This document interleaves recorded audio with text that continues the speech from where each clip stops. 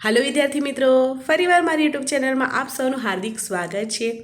आज આપણે ધોરણ 12 વિષય ગુજરાતી પ્રકરણ 6 થી 12 ભાષા સર્જકતામાં શબ્દાર્થો એટલે કે સમાનાર્થી શબ્દ અને રૂઢિપ્રયોગો જોવાના છીએ, જેનો આ બીજો ભાગ છે। જો તમે પહેલો ભાગ ન જોયો હોય તો મારી યુટ્યુબ ચેનલમાં જઈને જોઈ લેજો। અને આવા જ વિડીયો શબ્દાર્થોના 6 થી 11 સુધીના મારી યુટ્યુબ ચેનલ પર અપલોડ કરેલા છે, તે પણ તમે ન જોયા હોય તો જઈને જોઈ લેજો।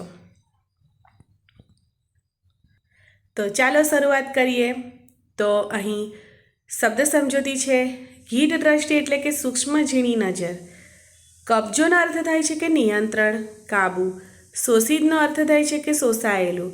દૃષ્ટનો અર્થ બેશરમ, ઉદ્ધવત થાય છે। પરિગ્રહી એટલે કે ભેગું કરનાર। શોષકનો અર્થ શોષણ કરનાર થાય છે। દ્વંદ્વનો અર્થ થાય છે કે બેનું જોડું, અહીં ઝઘડો થાય છે। યાચકનો અર્થ થાય છે માંગણ। ઉલાળ ધડાણ ન હોવું એટલે કે આગળ પાછળની ચિંતા ન હોવી। ઠઠિયા રહેવું એટલે કે લાચારી ભોગવી, સમસમી જવું। ત્યારબાદના પાઠના શબ્દાર્થો છે કે શકુન એટલે કે સુકન। નીલાંબરનો અર્થ નીલા રંગનું વસ્ત્ર। કંચુકીનો અર્થ થાય છે કે કાંચણી, કમખો। મરકટમણી એટલે કે નીલા રંગનો મણી નીલમ। વંત્યાકનો અર્થ થાય છે કે વેંગણ, રીંગણા। નિમ્ન અર્થ થાય છે કે નિયમ, વ્રત। ત્યારબાદના પાઠની શબ્દ સમજૂતી છે। મનોહર એટલે કે મનમોહક। ચશ્મેશાહી એટલે કે એક સ્થળનું નામ।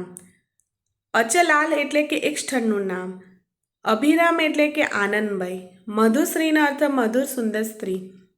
યોગબળનો અર્થ યોગથી પ્રાપ્ત થતી શક્તિ। ઘરવડનો અર્થ થાય છે કે ઘર જેવા સંબંધવાળું। તખ્તે સુલેમાન એટલે કે એક સ્થળનું નામ। ગધીરબલ એટલે કે એક સ્થળનું નામ। હિમસુતા એટલે કે હિમાલયમાંથી નીકળતી નદી। સ્નિગ્ધનો અર્થ થાય છે સુવાળું, કોમળ। ગુંબજનો અર્થ થાય છે કે ઘુમ્મટ। ત્યારબાદના પાઠની શબ્દ સમજૂતી છે। સહાનો અર્થ નાશ થાય છે। ધનંજયનો અર્થ અર્જુન। શોણિતનો અર્થ લોહી થાય છે। હલાહલ એટલે કે ભયંકર ઝેર। દસે દિશા એટલે કે દિશાઓના ખૂણાઓ અને જમીન તથા આસમાન તરફ પ્રજળવું એટલે કે સળગવું થાય છે। ચિત્રસેનનો અર્થ સૈનિક થાય છે। દ્વૈતવન એટલે કે એક પૌરાણિક જંગલ। મહાત કરવું એટલે કે હરાવું થાય છે। ત્યારબાદ સુતપુત્ર એટલે કે સારથીનો પુત્ર, અહીં કર્ણની વાત કરેલી છે। ક્લેવર એટલે કે શરીર ખોડિયું થાય છે। દારૂણનો અર્થ નિર્દય, કઠોર, ભયાનક થાય છે। મહાકાલનો અર્થ થાય છે કે મહાદેવ। આક્રંદનો અર્થ થાય છે કે રુદન વિલાપ। જટાસુરનો અર્થ થાય છે કે જટા ધરાવતા અસુર રાજા। કીચકનો અર્થ થાય છે કે વિરાટ રાજાનો સાળો। સમ્રાંગણ એટલે કે યુદ્ધભૂમિ। વૃથાનો અર્થ થાય છે નકામો। ગાંડીવનો અર્થ થાય છે કે અર્જુનનું ધનુષ્ય। પથનો અર્થ રસ્તો, માર્ગ થાય છે। નિષ્કટંક એટલે કે કાંટા વિનાનું। વડવાનલ એટલે કે સમુદ્રમાં લાગતો અગ્નિ। ત્યારબાદ આ પાઠમાં રૂઢિપ્રયોગ આપેલા છે। જાગ્યા ત્યાંથી સવાર એટલે કે નવેસરથી પ્રારંભ। ગઈ ગુજરી ભૂલી જવી એટલે કે ભૂતકાળ ભૂલી જવો।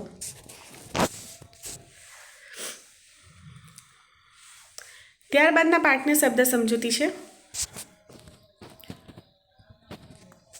શોક વેસે એટલે કે શોકના આવેશમાં। ભીતિનો અર્થ ડર, બીક થાય છે। જ્વલિતનો અર્થ થાય છે કે બળતી, સળગતી। સંભ્રમે એટલે કે ગભરાટથી, વ્યાકુળતાથી। વજ્રપાત એટલે કે વજ્ર, ઇન્દ્રનું શસ્ત્ર પડ્યું હોય એવો આઘાત। સંકટ એટલે કે મહા મુશ્કેલીથી। ગ્રહી એટલે કે પકડી થાય છે। સમ્મુખી થવા એટલે કે મળવા થાય છે। કૃતાપરાધ શો એટલે કે અપરાધ કર્યો હોય તેવો, ગુનેગાર જેવો।